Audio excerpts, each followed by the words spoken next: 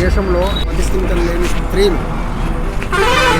బాలికలే కావచ్చు, మహిళలే కావచ్చు, వాళ్ళ జీవనోపాధి చాలా కష్టంగా ఉన్నది. మానవతా దృక్పథంతో రక్షించడం మన బాధ్యతగా గ్రహించి ప్రతి ఒక్కరు, ఉద్యోగస్తులు కానీ, అధికారులు కానీ, సామాన్య పౌరులు కానీ వాళ్ళని రక్షించే విధంగా ఏర్పాటు చేయాలని ప్రభుత్వాన్ని కోరడం జరుగుతుంది.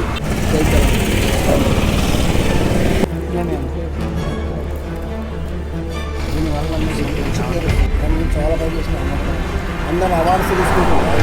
అందరూ కలిసి కరీంనగర్లో నేను అప్పుడు దాని గురించి లాయర్ దగ్గర లా కాలేజ్కి మళ్ళీ మెడికల్ కాలేజ్ ఉంది, మెడికల్ కాలేజ్ దీనివల్ల హెచ్ఐవి కూడా వెళ్ళే అవకాశం ఉంటుంది సార్.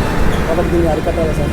కొంచెం ఆలోచించి వాళ్ళు డ్రగ్స్ తాగుతూ వాళ్ళ అదే డిపాజిట్ వాళ్ళు టీచర్ లాగా నడుతున్నారు సార్. సాయంత్రం వాళ్ళు వేసే వాడుకుంటారు. Okay sir. ఓకే. సమాజ సేవ చేయడం ఇష్టం.